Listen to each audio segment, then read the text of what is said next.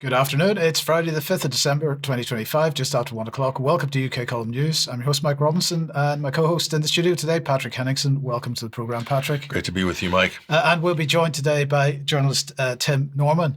Now, later in the programme, we're going to be covering the Eurovision Song Contest. We're going to be looking at censorship. We'll have a Ukraine update, the latest on potential military action in Venezuela, and, news of a pretty big donation to reform. But we're going to begin with the Dawn Sturgess inquiry report. Now, just as a reminder, in March 2018, the British regime accused Russia of using a weapons-grade chemical weapon to poison former KGB agent Sergei Skripal and his daughter Yulia. Several months later, Charlie Rowley is said to have found a bottle of expensive perfume and to have given it to his girlfriend Dawn Sturgess, who fell ill when she sprayed the perfume on her wrists.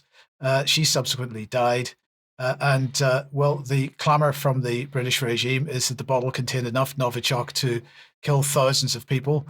Now, the inquiry into Dawn Sturgess' death was led by Lord Hughes, who you just saw on screen there.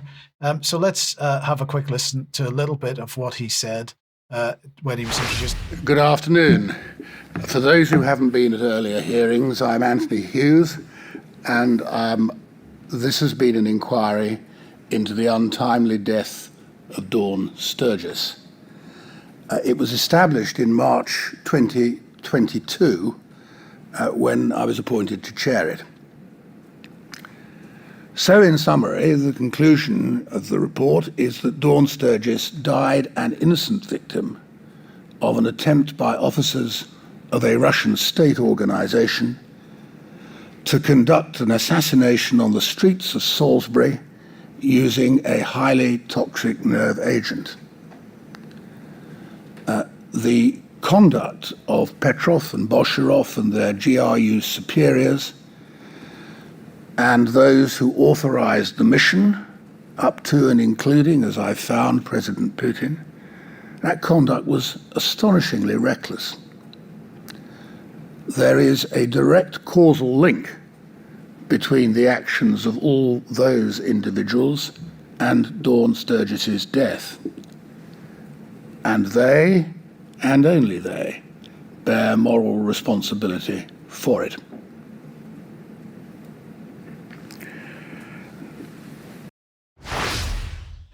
So I'd like to welcome Tim Norman to the programme. And Tim, I suppose my first question is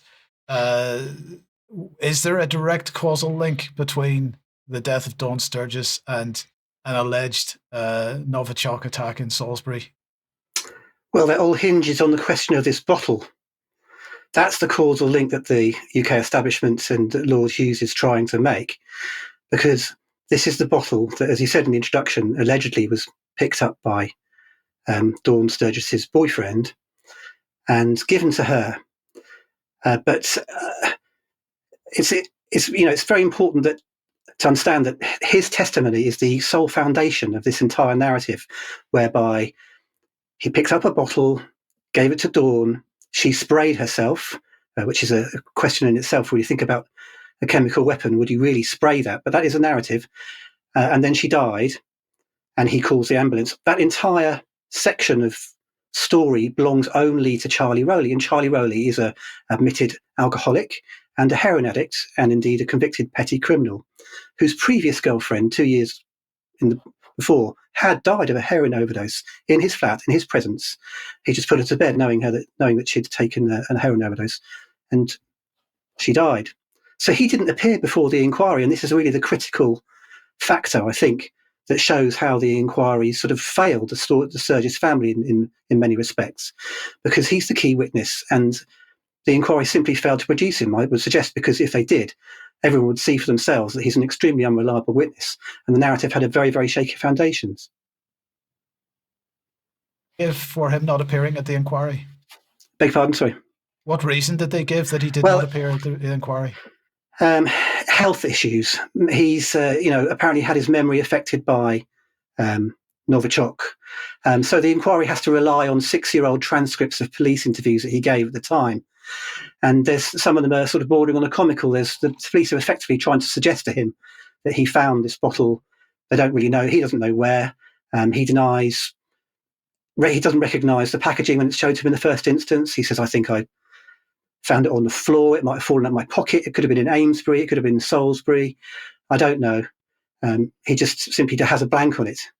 Yeah. Yeah. Okay. Well, look, we will come back to the bottle a little bit later, but I suppose the next question is this, because the inquiry nearly didn't happen, and the result, well, perhaps the result of it demonstrates that it shouldn't have. But anyway, the question is, why did the inquiry nearly not happen? Because you have a couple of articles here. This is BBC from 2020. Is that scope of Novichok victims inquest must be reconsidered? But also there's another one here from Sky News, which is saying that the Home Secretary had effectively, had effectively put a secrecy order on the Salisbury inquiry. So what? How did this inquiry actually come about in the first place?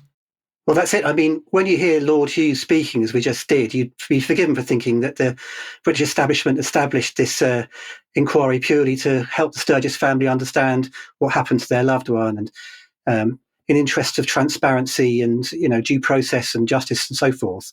But in fact, what happened is the original coroner in 2019 is called David Ridley. He was Wiltshire's chief coroner.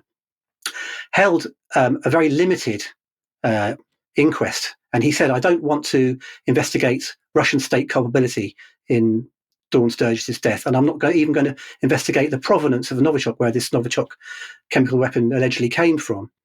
And so the family objected to this, and with Michael Mansfield, the barrister, they took the Home Office to court effectively, and that's what that first slide shows. It's that they won their case against the government effectively, and that's what forced the government to set up this inquiry. Of course, the irony of a public inquiry is that you can hold sessions in secret behind closed doors, unlike a coroner's inquest, which actually is fully transparent and held completely in the, if you like, in the public eye. Yes. And then, sorry, go ahead. I was just going to say then. So then, once and it took years before the inquiry, as we know, it took 7 years really from Dawn's death until the hearings, and yes. Priti Patel, the Home Secretary back in 2022, made certain that even before, the chair was able to look at the documents, there would be documents that were redacted from the chair, even from Lord Hughes, and prevented from being shown to the Sturgess family, which goes to show how genuinely committed this inquiry was to actually getting to the truth as far as the Sturgess family is concerned. Have you any thoughts on that just before we move on? Tim, it's just incredible. It just strikes me that we have the longest running criminal investigation in British history. We have no evidence signed off by any judge. We have no murder weapon. We have really no confirmed crime scene. We have no chief witness. And we have, well, initially we didn't have a dead victim from Novichok, but it seems like Dawn Sturgess has been, in a way, kind of moved into this position. If we look at just the lack of the cohesiveness of the case that's being made here, and the lack of any criminal due process from this, it almost seems like Dawn Sturgess is an incidental accessory to shore up a narrative that Novichok is a deadly nerve agent, because apparently we're told it didn't kill the Skripals. And by the way, where are the Skripals? We'll get to that in a moment. But Tim, this isn't really, it's incredible that this hasn't really gone through any real criminal, legal or criminal due process. Well, that's right. In fact, this, a strange inquiry is as close as the establishment's prepared to go to as a sort of false trial, if you will. And people, back when the Skripals were allegedly poisoned in March 2018, as you say, they weren't killed. And Yulia recovered. We can go into a bit more detail about that later, maybe. And then Sergei recovered, and they were both released from hospital. So this is before Dawn Sturgess died. And so we had this kind of period of calm, if you like, for the people of Salisbury, where both victims had recovered, they'd been released from hospital. And the New York Times, for example, published an article where they went to Salisbury and interviewed some of the people in Salisbury who were saying, well, I think if Mr. Putin had wanted to kill somebody, they'd be dead. And, I don't think we're ever going to get to the bottom of this. And they were expecting, so scepticism from the people of Salisbury being expressed in the New York Times, hardly a minor publication. And then, once we got to this point, then this sort of second act of the whole Novichok poisoning began, and Dawn died. She effectively died in Charlie Rowley's flat. She had a heart attack and brain damage. By the time the paramedics came, they revived her, but she had suffered catastrophic brain damage, and she technically died 8 days later when they turned off her life support system. And then Charlie Rowley woke up 2 days after that. And then, of course, the bottle was found in his flat after he woke up. So this suggestion that the sort of bottle was found in a bin really was given to him, and you can actually see that in the transcripts of the interviews that he was giving to the police at the time. You can see the suggestion really first comes from the police that he found this bottle somewhere, because he's as I say, he doesn't really remember anything about it, although he does remember very clearly that it was wrapped in plastic, and that's another detail which the inquiry has to deal with. It so it has to engineer some answers as to why this bottle was in two pieces and wrapped, as it were, as if new, in a box.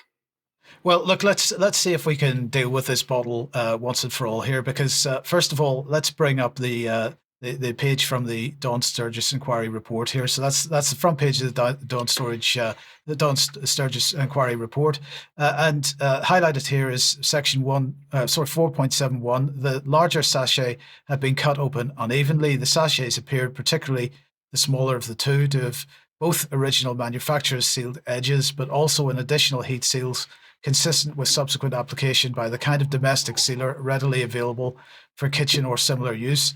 Those additional heat seals were consistent with the bottle having been used in the Salisbury event involving Sergei and Yulia Skripal and crudely repackaged before being abandoned. This seems like such a ridiculous narrative, Tim. Well, it seems to me that it's a sort of a narrative that's being engineered around the evidence that Charlie Rowley presented, because although, as we discussed, he has virtually no memory of where he found the bottle, he had a very clear memory of opening the bottle, cutting open the plastic, and indeed spilling the contents of the bottle on his hands. He tried to put this applicator on the top of it. And so the inquiry then has to try and answer this question of how did the bottle come to be sealed, if it was the bottle that was used to contaminate Skripal's door. And there's a sub-theory that it's a backup bottle, but really then why would there need to be a bottle at all? It could have been anything if that wasn't the bottle. Right. So, sorry, just let me interrupt for a second, because you've just said that Charlie Rowley spilled it over his hands. We'll come back to this in a second. What I want to just mention here in passing here, that this man, Hamish de Breton Gordon, if we can get him up on screen here, he was rolled out back in 2018 to terrify us all at that time about this, with a headline in the Telegraph, why Novichok could be Russia's most terrifying weapon in a war with the West. But look, we have, I want to show a short clip from yesterday's Channel 4 News report on this. Well, guess who they rolled out? But let's watch this. And it was 3 GRU men who travelled to the UK to try to kill her father 8 years later under aliases. They were, in reality, Alexander Mishkin, Anatoly Chapiga and Denis Sergeyev, who stayed in London while the other two travelled to Salisbury, smearing Novichok on Skripal's door handle. The pair then discarded the perfume bottle containing it before travelling back to Russia. We're talking about something called Novichok, the most deadly chemical ever manufactured by man. And if you think that something like chlorine is maybe toxicity 1, this is toxicity 10,000. So this is toxicity 10,000. Charlie Rowley pours it over his hands, spills it. Toxicity 10,000. It's killing thousands of people potentially, but it didn't kill him. That's quite amazing. Deadliest nerve agent known to man, 10 times more deadly than VX gas. Tim, so this means Charlie Rowley should be donated to scientific research for his incredible immune capabilities. Indeed, along with the Skripals and along with the Skripal's cat, which survived in the Skripal's house for weeks, apparently contaminated with Novichok until the police decided to euthanize it. Yes, I mean, Rowley doesn't just spill it on his hands. He then wipes his hands on his jeans before he then washes them under the tap. And then he goes out. I mean, at this point, Dawn is taken to hospital, but he doesn't accompany Dawn to the hospital. He goes and gets his methadone prescription from the Amesbury chemist. And then with a friend, he goes to a barbecue at a Baptist church. Then he goes back to his flat, and then he collapses. So very delayed action, although, of course, in the case of Dawn Sturgess, apparently it took 15 minutes before she was affected. But just quickly going back to this question of the heat sealing of the bottle and why this packaging was sealed the bottle according to the inquiry. The inquiry suggests that Bosharov and Petrov, these two assassins who we just saw, alleged assassins, had with them in their backpack a portable heat-sealing device, such as you might find in the kitchen. And having poisoned smeared the substance on the door, as we just heard, they then went to some toilets this is the inquiry's suggestion, this is not fantasy, well, it is fantasy perhaps, but it's coming from the inquiry. Went to some public toilets, took apart their bottle of WMD, 10,000 times more deadly, and then sealed it in plastic using their heat sealer, and then just dropped it in a bin and left. And that is the narrative that was seriously presented to the inquiry, to the point that they spent half a day at the inquiry interviewing a forensic expert in heat sealing devices and heat sealers. And I guess because, our councils are also rubbish these days, they don't empty the bin. So it took 4 months for Charlie Rowley to find it in the same bin. But here's the key question, Tim. Where was the perfume bottle found when Dawn Sturgess was taken to hospital? Well, it was found on the worktop 10 days later, as I think we mentioned. And in fact, the photograph that we're shown in the inquiry of the bottle is used to suggest to Charlie by the police. They show him the photograph. They say, "Can you see that thing?" And when you see the photograph reproduced in the inquiry documents, the branding is redacted. It's been blacked out. It very conveniently also hides how much liquid was in the bottle, because clearly the amount of liquid is quite important. We've apparently now smeared it on the door handle, then Rowley spilled it on his hands, and then yet again another amount has been used by Dawn apparently on herself. So that's a little interesting detail. We never get to see how much liquid is in this bottle, which is the sole sort of forensic centre of this rather baroque narrative.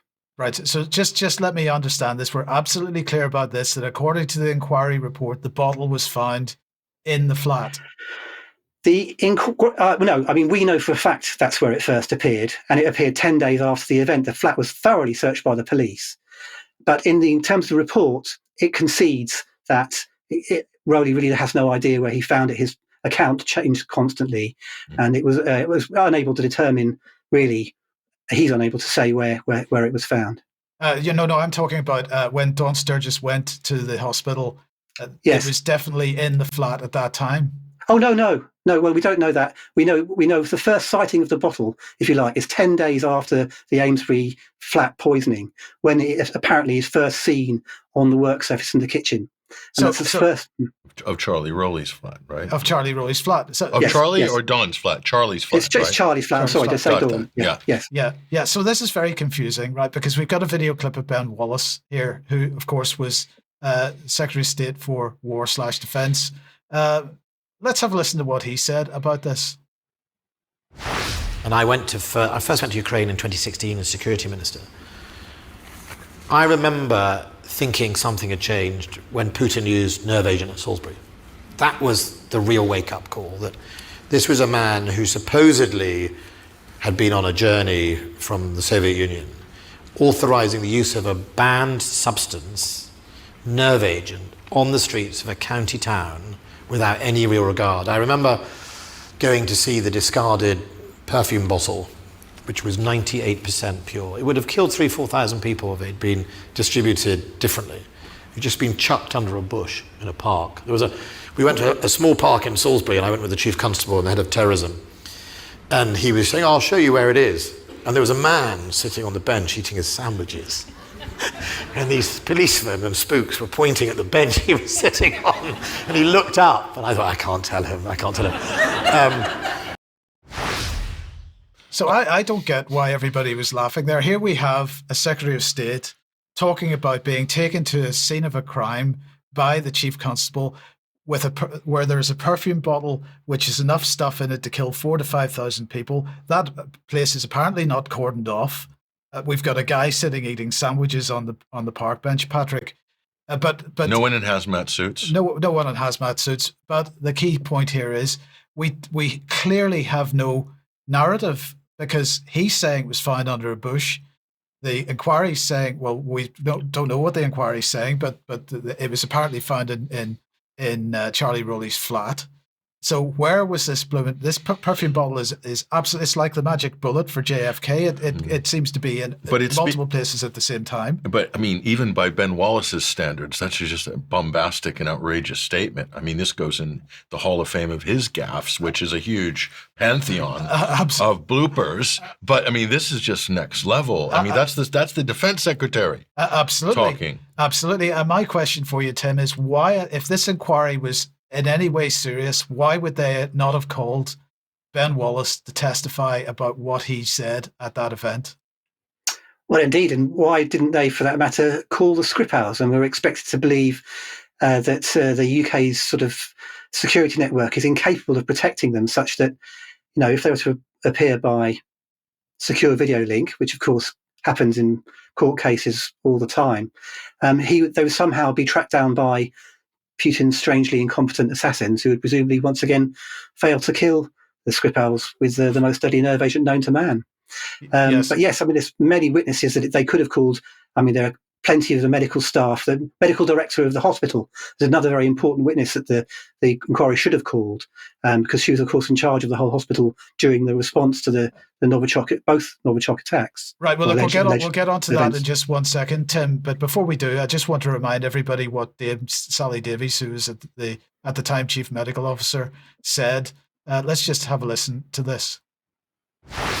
These two patients are in a critical condition following exposure to the nerve agent Novichok. Following events in March, we have a well-established response to this type of incident and clear processes to follow. Our priorities at this time are to care for the patients and to understand the circumstances surrounding how these two individuals became unwell, thus ensuring there is no further risk to the public's health from this incident. As the country's chief medical officer, I want to reassure the public that the risk to the general public remains low. I understand that those in Salisbury and its surrounding areas will be concerned at this news, particularly those who've recently visited the areas now cordoned off by the police. My advice for any individual that may have been in any of the areas now cordoned off from 10 p.m. on Friday evening onwards is highly precautionary. As before, my advice is to wash your clothes and wipe down any personal items, shoes and bags with cleansing or baby wipes before disposing of them in the usual way. This is So there we go. That was the advice. That was how serious the contents of the bottle were. But baby wipes. Baby wipes, yeah. Now, you mentioned the hospital doctor. This is Dr. Stephen Cockcroft. Well, no, I was referring to Christine Blanchard, but actually Stephen Cockcroft is a very interesting witness who appeared before the inquiry, and he was the senior ICU consultant who was present when the Skripals were brought in to the ICU on the afternoon 4th of March 2018. But in this clip, which we're about to see, he's describing what happened 4 days later, because the Skripals were put on ventilators, they were intubated, and they weren't able to speak. But under these circumstances, it's common practice in ICUs to reduce the sedation of the patients on a periodical, usually more than once a day, to see how their neurological function is and see if, in fact, they can be weaned off sedation and can breathe for themselves. So Yulia Skripal had her sedation reduced, and to his absolute amazement, because Dr. Cockcroft believed that she had been exposed to a deadly nerve agent, he'd been told that by Porton Down at this stage, he believed that she would be brain dead, and as he says in this clip, he's absolutely gobsmacked. So let's have a look at this clip here. I'll be honest with you, I was actually gobsmacked. This was a girl I never thought I'd see move again. I never thought she'd be capable of having a conversation. I was quite convinced she'd suffered catastrophic brain damage, and I couldn't believe that she could be as neurologically intact as she obviously was. She was looking at me, she was nodding, she was crying. She looked absolutely terrified. Yeah, I mean, you could not be anything but gobsmacked, Tim. Yes, and there's serious implications. There's all kinds of ramifications to that. One thing would be, of course, at this point, Yulia should be put on a rehabilitation program. They've just discovered that she's very neurologically intact.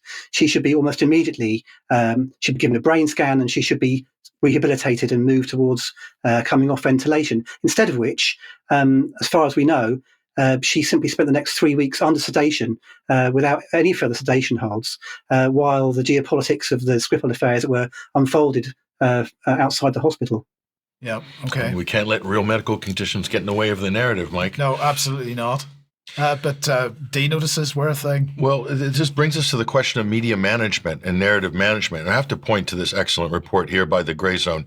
We'll bring this up on screen right now. Files expose Britain's secret D-notice censorship program. And this is a pretty incredible, the most in-depth analysis with testimonies, whistleblower testimonies regarding the D-notice program. This is a complete full-spectrum censorship program in Britain with the military leaning on mainstream media organizations, telling them what not to say, what not to report, anything that could, quote, affect national security. Right. And it's just another damning indictment. We've talked about D-notices over the years. Yes. We're well aware of the practice, but the level of detail in this is shocking. And that brings us to this story, Mike. And I always thought, and I'll show you where I got my references on this, but this is one of the lead narratives that came out of this. Now, the question is, Mike, will this be viewed as a cock-up or a cover-up after the inquiry? And this is always the big thing with regards to British inquiries of major high-profile events. And of course, we get the cock-up rather than the cover-up here. Novichok attack. MI5 left ex-Russian spy Sergei Skripal alarmingly accessible to Putin's assassins. They didn't do enough to protect Sergei Skripal. We need more resources for MI5. We need more funding for MI5. And so this was a cock-up by the system. And you know what? There's form here. And this is always the case after every major scandal. And I'll point you to this excellent book here, which is called Power Beyond Scrutiny, Media, Justice, and Accountability. This is Justin Schlossberg. It's a great book. I often quote it here. Just to show you, I've got a copy of it, which I keep by my desk all the time for journalism. This is a fantastic resource. But this is one of the key quotes in this book of many. And it really focuses on the David Kelly incident, Mike. And we'll bring this up on screen again here. And this is what it says regarding cock-up versus cover-up here. And this is regarding the David Kelly, the Hutton inquiry. Several respondents. Now, the author here talked to many people involved in the process. And this was the conclusion. Several respondents did profess belief in some sort of cover-up regarding David Kelly's, suicide stroke murder, whilst at the same time subscribing to the suicide verdict. The common thread was a tendency to couch the notion of cover-up in terms of, quote, cock-up, rather than a conspiracy. And to round out that point, that is to say, if a cover-up had taken place, the likely intention was to conceal professional failings rather than unethical or criminal behavior. And this is the institutional leaning that we see time and time again. It's almost like a formula, Mike. The establishment always ends up, and they appoint probably people who will end up with, this was the final narrative of this. By the way, here's this book, which is available, a good independent publisher, by the way, Pluto Press, Power Beyond Scrutiny. I have always said this is required reading for anybody that's interested in these types of events or anybody in journalism. It's a fantastic resource. But, and again, we see the same thing repeated here with Skripal. Are we surprised? I certainly am not, but I'm still disappointed. Well, indeed. Well, look, Tim, thank you very much for joining us today. You'll be with us in Extra as well. We'll talk about this a little bit more there, but this narrative is so full of holes, and this inquiry actually has done nothing to fill those holes in any way, shape or form. But undoubtedly we'll be accused of conspiracy theory for this, and we'll explain why I say that in a few minutes' time when we look at the censorship issue. But before we get there, let's just say to everybody that if you like what we do and you'd like to support us, please have a look at the UK Column website. There is a link there which takes you to a page which explains how you can support us. We do need your financial support. If you can't support us financially, please do share our material, because that absolutely helps beat the algorithm. Now, tonight at 7 p.m, Charles and I are speaking to Jerm again for our usual weekly banter session, and we're taking a look at Africa and Britain, the West's influence in Africa alongside Russia and China, of course. Then later on at 9 p.m, Life in China versus Western Myths. That's Carl speaking to Jason R.B. Smith on the Silk and Steel podcast. That's at 9 p.m. And we're very pleased to say that tickets are now on sale for our event on the 11th of December in Salisbury, entitled Skripal and Novichok, What Didn't Happen. You can find this on Eventbrite. The link to that will be in the show notes. That begins at 7:30 p.m. At a location in Salisbury. Details on the Eventbrite site. Please, if you are coming as a UK column member, we would be very enthusiastic if you could find somebody from the local community to bring along with you, because we want to present this mainly to people in the local area. I think they deserve to hear some of what's being said. Craig Murray speaking, Patrick Henningsen speaking, and Tim Norman that you just heard is going to be speaking at that as well. And then finally, I just want to mention that on Sunday the 14th, then we are hosting the 3rd annual David Ray Griffin Lecture. And that is entitled 9/11 Truth Today, A Social Movement at the Precipice. It's going to be given by Professor Richard G.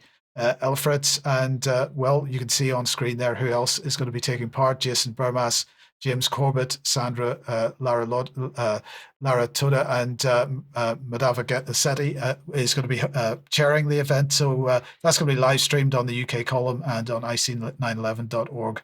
Join us for that if you possibly can. I'm looking forward to it, to both those events, in fact.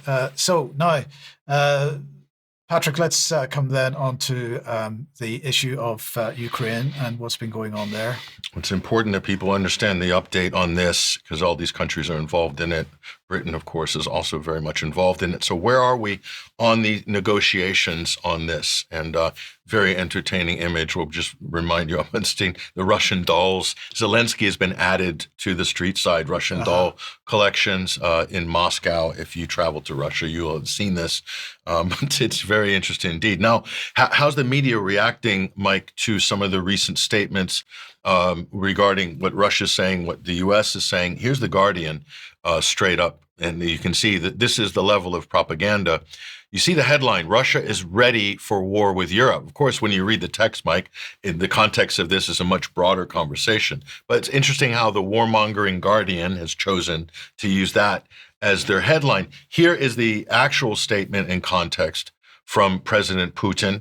And this should be a real wake-up call, I think, for all of the warmongers in NATO land, at least the European branch of NATO. Listen to this. Europeans are not silent. They are upset about being sidelined from the talks on a Ukraine peace deal. But I want to note that nobody sidelined them. They sidelined themselves.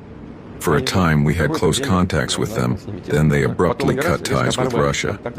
That was their own initiative, because they adopted the idea of inflicting a strategic defeat on Russia, and judging by everything, they still live in that illusion.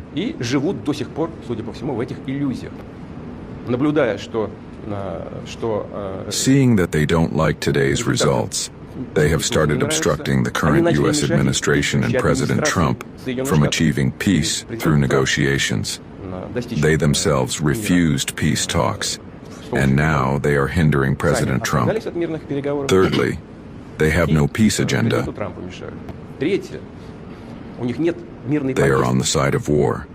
Even when they claim to introduce changes to Trump's proposal, we can clearly see all these changes are aimed at one thing: to block the entire peace process.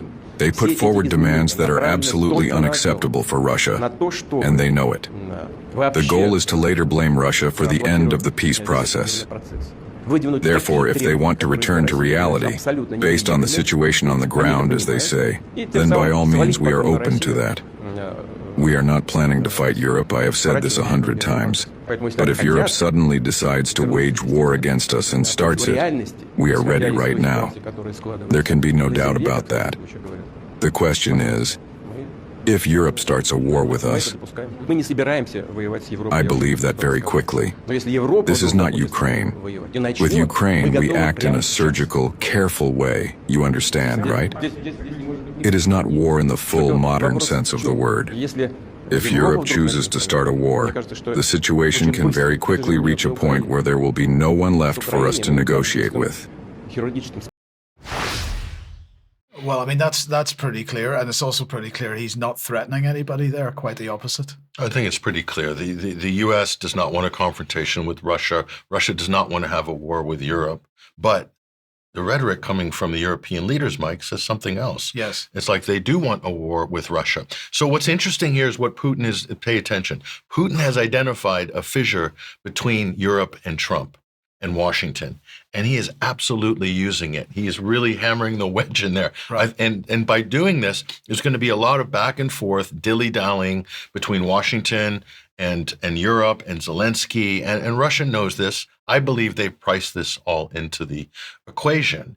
But it's a very, very good strategy, I think. So where did this fissure come from between Europe and Washington? Is this a genuine? No, but was this something the Trump administration wanted to distance himself, like J.D. Vance at the Munich security conferences from Europe? Whatever the case is, wherever this originated from, Mike, or whether it's coming from animosity with the UK between Washington, who knows? But wherever it came, this has changed the whole calculus of this. Because under Biden, you had total solidarity between transatlantic solidarity on this. They could run Lend-Lease deals for the next 10 years, who knows, and keep this thing grinding away. So that's an interesting point of view. Well, and here's the reaction from Trump's rapprochement, if you will, with Moscow. This is the Der Spiegel here, we'll bring this up on screen. We must not leave Ukraine and Zelensky alone with these guys. And there's another Reservoir Dogs style picture from the European meter to make all these European leaders look like they're really sort of with it and tough. I mean, it's just kind of a joke at this point. So that's interesting. You know, the irony, Mike, this is a U.S.-led destabilization project, right? From before the Maidan. But now the U.S. wants to exit the situation. Europe is stuck with it. And they're now running point on it. They're going to have to wear the failure of this. And I think that's inevitable based on what we're going to show you in a moment here, because now you've got another problem to contend with. We'll bring this up on screen, a corruption scandal in Brussels. And this is only the beginning here. That is the former high representative to the European Union on foreign policy. That's Federica Mogherini.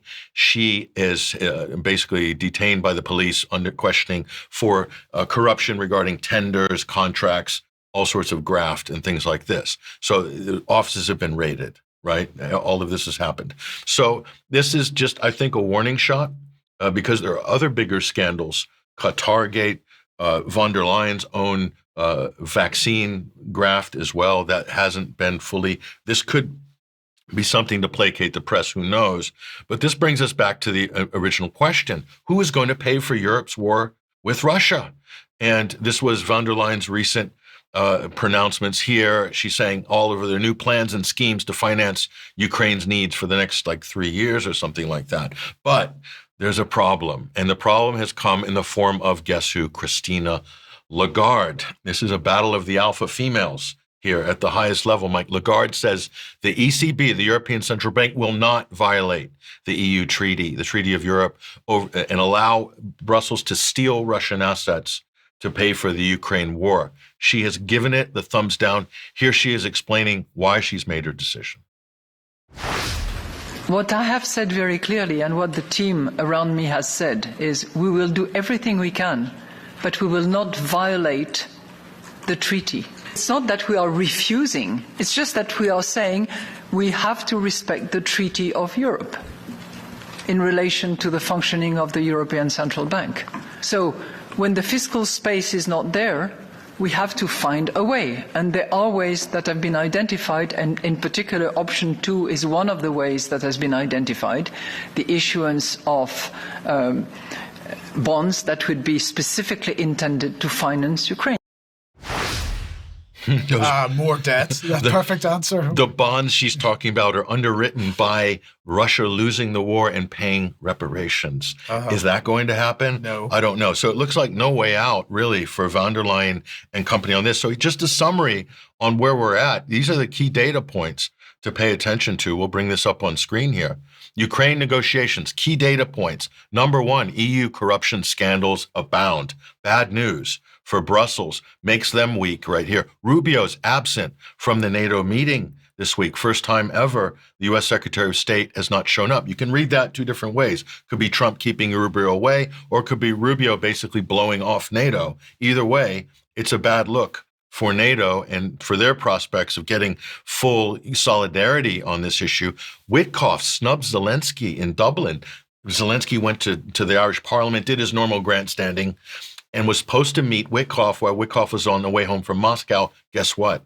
Witkoff snubbed the little green man. So this was a huge insult. And here is the big one in terms of data points. That one, Russian momentum on the battlefield. This is an inescapable reality here. So you combine all of these data points together, Mike, and the conclusion is that while this U.S.-Moscow rapprochement negotiations might stretch on into 2026, at least now there's an acknowledgement by the U.S. of the facts on the ground. They're recognizing Russia's winning and that Ukraine cannot turn the tide or NATO of this conflict. That is a reality. U.S. has acknowledged that there's no NATO membership for Ukraine. And Zelensky has been effectively sidelined with corruption scandals in Ukraine. Yermak, his chief aide, is out. That is Zelensky's brain. He's gone. So all of these things together, Mike, it looks like we're seeing a shift. However, when is this going to be formalized into some kind of a formal agreement or treaty? That is the big question. It is, but the Europeans will kick and scream as long as they possibly can. Or the UK, who arguably helped the Ukrainians to hit oil tankers in the Black Sea, right, causing a huge environmental catastrophe in order to basically sabotage these negotiations. So that's continuing. And what's Russia's reaction? They're ramping up their timetable on Odessa. Yeah. So well done, NATO. Brilliant. Brilliant. Okay, well, let's move on then, because trouble at Eurovision. So let's bring Eurovision on. And well, for those non-Europeans who don't know what Eurovision is, it's a so-called song contest where European countries compete to win with cheesy tunes and cheesier performers. Now, it's always been highly politicized, and up until recent years, the winner was chosen by a selected panel of national representatives who would always vote for their geopolitical buddies. But in more recent years, an effort to lose this politicization has been brought in and possibly also to skim cash from the general public, of course, because they introduced a popular vote via a phone-in. Now, they claim to be united by music, but in fact not this year, because when Israel came second in the 2025 song contest, the accusations flew that Israel had rigged the telephone vote, causing the director of Eurovision to issue an open letter denying the allegations. At the core was the unlikelihood that Israel would receive such a popular vote in light of the ongoing genocide in Gaza. And Martin Green there claimed that there are all kinds of checks and balances in place to prevent voting fraud. But this is Israel we're talking about, and they've got their Unit 8200, which we've got to remember is an offensive cyber operation. So anything's possible here. But the news today then is that Ireland, Spain, the Netherlands and Slovenia are going to boycott the 2026 Eurovision Song Contest after it was decided that Israel could compete. And everyone paying attention may be asking why Israel was ever involved in the first place. Well, Eurovision is organised by the European Broadcasting Union, and any country with a national broadcaster that is an active member of the EBU is allowed to participate, even if the country is not in Europe geographically. So the Israel Broadcasting Authority became a member in 1957, and Israel first took part in 1973. But a number of countries decided they should not be taking part in 2026, bearing in mind what's going on. And Spain led the charge for a secret ballot to be held on Israel's participation. That idea was rejected, and the participation was pushed through. And so these four countries so far have decided to abandon. The chief executive of Israel's broadcaster said that the attempt to disqualify its entry can only be understood as a cultural boycott A boycott may begin today with Israel, but no one knows where it will end or who else it may harm, he said. And is this what we truly want the contest to be remembered for its 70th anniversary? The BBC, for its part, of course, broadcast Eurovision in the UK, said in a statement, "We support the collective decision made by members of the European Broadcasting Union. This is about enforcing the rules of the EBU and about being inclusive. And we don't worry too much about who's being killed in the meantime, apparently." I think it's great. It's now relevant again, Eurovision, politically anyway. So I think this is great news. Yes, indeed. But sticking with international stuff then, Venezuela, Patrick. Hugely complicated story. Obviously, the ramifications of this are unbelievable here. Trump's new war on Venezuela, this is exactly what it is. And this has taken some interesting turns this week. And we'll look at that, especially regarding the self-declared Secretary of War. His name is Pete Hegseth here. And the controversy is over this. It's the Venezuelan boat strike fallout here. They're calling it the double tap. This is being regarded as a war crime. The press are now circling like vultures, as well as the opposition, including Rand Paul on the Republican side, putting a lot of pressure on the government to have an inquiry regarding this incident. Now, is this a war crime?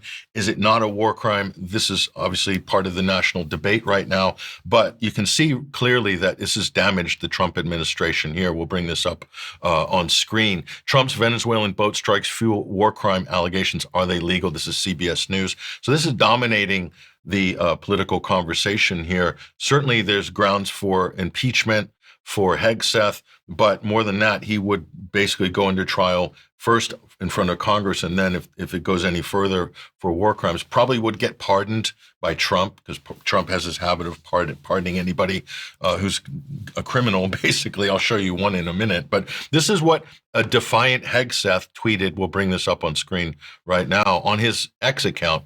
This is a children's book called Franklin, and he's made his own cover. Franklin targets narco-terrorists.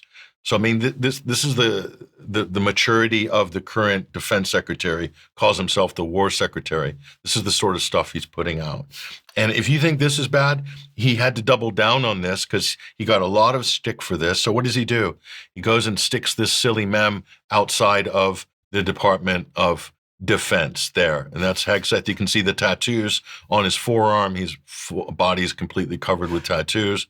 He's very proud of the fact that he's done this here. So the people who are circling the wagons on this, Mike, have pointed out that Hegseth has incriminated himself by basically previously last month calling for a change in the rules of engagement. So if there is a trial, what I'm going to show you is going to be evidence exhibit number 1. Watch this. We are preparing every day. We have to be prepared for war, not for defense. We're training warriors, not defenders. We fight wars to win, not to defend. Defense is something you do all the time. It's inherently reactionary and can lead to overuse, overreach, and mission creep. War is something you do sparingly, on our own terms, and with clear aims. We fight to win.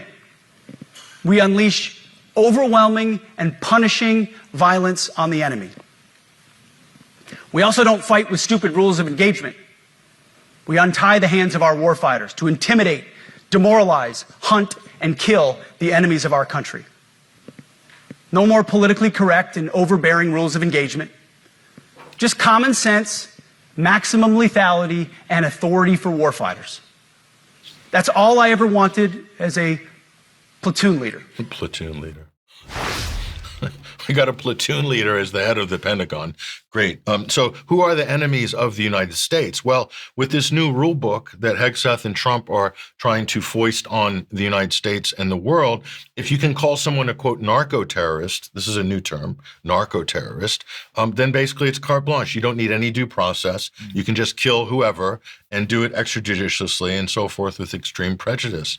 And so, and this is something that's also happened here. And if you pay attention to this story, this is from the Wall Street Journal here. Hegseth asked top admiral to resign after months of discord. So basically, he's pushing out anybody who wants to follow the law or comply with the law. We're talking about the U.S. military code, the laws of war, and the Geneva Conventions, okay? Hegseth's pushing out people who are doing that. Now, do you remember a couple months ago when they hit a Colombian narco sub after this boat incident? Yes. This boat incident took place, this double tap, in end of September. After that, they hit a narco submarine in the Pacific, okay? What happened? They went and rescued the people who were survived from that. There was a change in policy. Why? Because there was a change of command at JSOC, or at this level of this operation, whereby they had already internally recognized that this was a war crime, you see. So this has been stewing under the surface. This is why the Washington Post had 7 sources confirm the story last week. And then Hegseth and Trump both lied to the public. They denied it happened. Then they changed the story. Then they changed the story again. So they've lied, and you've got war crime, evidence of a war crime here. I mean, this is not good for the United States. Now, the British reaction, Mike, was quite quick early on. This was from last week here. We'll bring this up on screen. The UK paused intelligence sharing with the US on suspected, quote, drug vessels in the Caribbean because Britain didn't want to be implicated in any potential war crimes. So hats off to the British for recognizing the precariousness of this. But again, the wagons are circling. Again, Watchdog finds Hegseth violated Pentagon protocol in the Signalgate affair. You remember that? Yes. That was months ago. So they're lopping one after the other. And here is the ultimate conclusion, Mike, is that this relatively small event, this boat carrying allegedly narco-terrorists carrying drugs to America, a boat with a range of 60 miles, or 90 miles. I mean, how could that get to the U.S. Territorial waters? But that could have thrown a wrench into Trump's war plans politically. And we'll bring this up again. This is mainstream here. This is CNN. Trump struggles with Venezuelan dilemma as Maduro digs in and storm builds at home over potential war crime. Again, with Pete Hegseth. Trump is also implicated in this war crime because he would, executive-wise, he would have given the okay to Hegseth, who would have then told his admiral, who they're currently leaving out to dry on this, who would also get pardoned by Trump. But you can see, Mike, how this has created a delay, I think. This is kind of, gummed up the effort by Trump to hit Venezuela. Now, if Trump is seen to be bluffing on Venezuela, that's it. I don't think you can pull this one again. You can't do it twice because the opposition and those enemies of Trump are going to see this and they'll seize upon it if he tries this one again. So again, there's so many different aspects. By the way, Trump is claiming there's a major war on drugs. This is all about stopping Maduro and Venezuela. Trump just pardoned one of the biggest drug traffickers this week, former Honduran president Juan Orlando Hernandez, who did a 45-year sentence in a U.S. federal prison. He's in a U.S. clink for 40 tons of cocaine, trafficking it into the United States. And this Trump just pardoned him because he said, well, friends of mine said he was treated very badly. And so apparently this is coming from Marco Rubio. Who is Marco Rubio friends with? Current president of Ecuador, Noboa. Massive connections implicated in huge drug trafficking scandals. Are the cartels giving an order to Trump to spring one of their own? Is that what happened? Is nobody calling him out for this? Because he's running this anti-narco state operation and then he's releasing former heads of narco states. How does that work? And he's justifying it on, well, guys I play golf with said he was treated very badly, so we're going to release him. No, it's Rubio, and it's the people behind Rubio. We have the level of criminal corruption in the U.S. government, in this Trump administration, is one of the most criminally corrupt governments it may end up being in history. And this is only 10 months into his second term, Mike. I mean, what do the next 3 years have in store? That's the question. So there's more to report on this. We'll be watching this closely. Yes, indeed. Okay, well, let's come back to the UK then and the censorship agenda. So yesterday, Ofcom fined AVS Group Limited, which runs 18 adult websites. They fined them £1 million for not having robust age checks in place, plus £50,000 for failing to respond to information requests. And they say, Ofcom says the fines come as the regulator reports on how the online safety landscape is changing following the new laws coming into effect this year. We'll talk about that a little bit more in a second. But they said that for more than 2 decades, online platforms have been unregulated, unaccountable, and often unwilling to prioritize people's safety over profits. And they said that illegal content duties under the Act came into force in March. And then it goes on to say that new Ofcom research shows that 58% of parents believe the measures in the Ofcom's codes of practice are already improving the safety of UK children online, and that 67% feel the measures will make a difference in the future, and that 36% have noticed the potential impact on their child's online safety. So this is quite an incredible claim that they're making, and they're saying that they're making sure that tech firms assess the risk their platforms pose to UK users and take appropriate steps to address those risks. And they're particularly claiming that these platforms are having to deal with age checks and other child protections. And they're also saying that that the platforms most used by kids, including Facebook, Instagram, Pinterest, TikTok, YouTube, Roblox, and Snap, must tell Ofcom what they're doing to keep children safe. And I'm just going to ask, how's that going, Ofcom? Because the YouTuber Schlepp built a huge following on YouTube, tracking down alleged child predators on Roblox before he was kicked off. And so the platform is facing multiple lawsuits, as Roblox we're talking about, over child safety. And the truth is, as we've mentioned many times, that Ofcom is doing nothing to protect children from grooming and is merely using child protection as a front for the digital ID rollout, which is what this age verification thing is all about. So that's where they are with that. Now, moving on then, I just want to mention the fact that the wonderful people at NewsGuard, this organization that is there to protect us all and make sure that only trustworthy news sources are seen by everybody, has sent us their annual email. So let's bring it up on screen here. So there it is. Good afternoon. I'm writing from NewsGuard, a company that rates news and information websites for reliability. We assess each site based on 9 apolitical journalistic criteria and assign a 0 to 100 trust score based on those criteria. Our rating process and criteria can be found in the links on screen at the moment. So anyway, they have asked us for comment because they find some of our content inappropriate. So I just wanted to highlight the particular articles that they do find inappropriate, with a view to suggesting to people that you might want to pay particular attention to them. So the first thing that they were criticizing was this, Patrick, your news program with Brian from the 20th of November. And they were very upset about Brian's statistics on Ukrainian deaths. And because apparently The Economist said something different.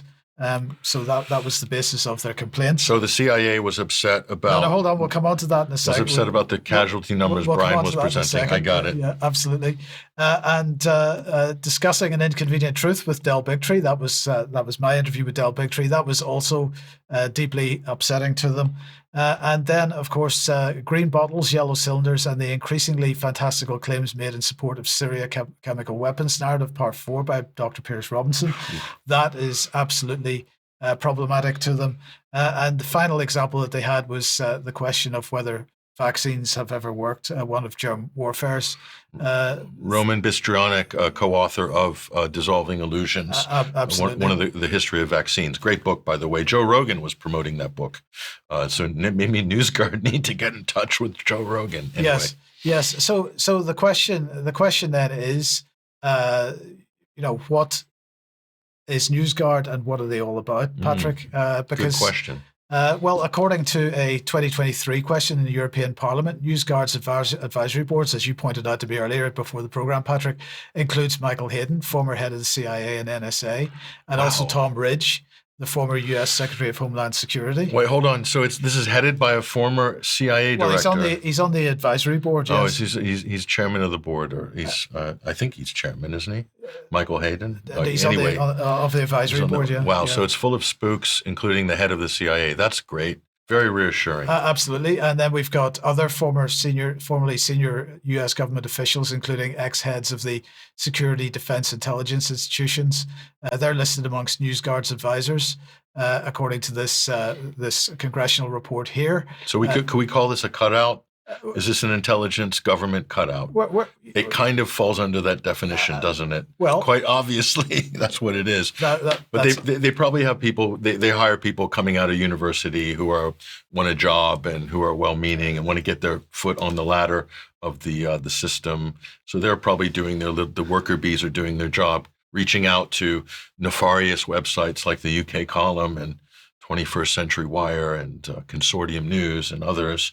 And meanwhile, this is all being directed from the top. Right, absolutely. We'll also just mention that they have previously boasted of government ties, and Breitbart was hinting at this with their headline here: NewsGuard boasts of government ties and censorship pitch to Twitter. Then we have also this, the fact that Consortium News is suing NewsGuard at the moment for defamation. Oh, wow. Okay. But as part of this, they're pointing out the government contracts between NewsGuard and government agencies, including the Department of Defense. So, I think we don't need to say any more about that. We understand what NewsGuard is, what it represents. And so if they're criticizing our news coverage, I'm deeply proud of that fact. Why doesn't the CIA just come out and just give a quote to the New York Times or, a mainstream media outlets? Just change the heading on the organization. Just put it back under the CIA. Let them publicly come out criticizing websites, because isn't that what this is anyway? Absolutely. Narrative control, narrative management. So speaking of narratives and politics in Britain, Mike, we have to show this story which made the headlines. The front page, this was the lead story in the Huffington Post today. The Reform Party sparks outrage after receiving historic £9 million donation. Democracy should never be for sale.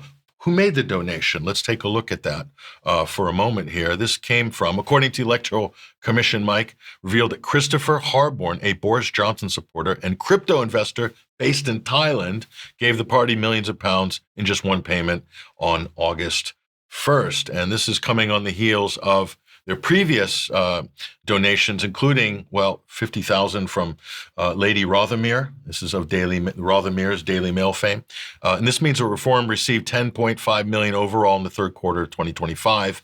So the Conservatives, in comparison, received almost $7 million, Labour $2.5 million, Lib Dems $2.1 million. So that's what they're saying there, Mike, on the money side.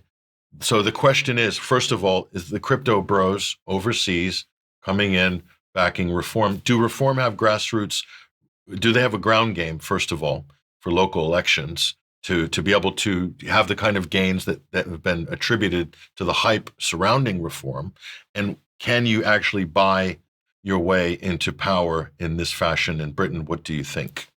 We can talk about that in extra because we're absolutely out of time for now. I think they probably can, but we'll discuss that more in extra. Yeah. Brilliant. So we'll have more analysis on this in extra, and we'll also be talking about Nigel Farage as will he or will he not be head of the party by the time the next general election rolls around. So all of that and more.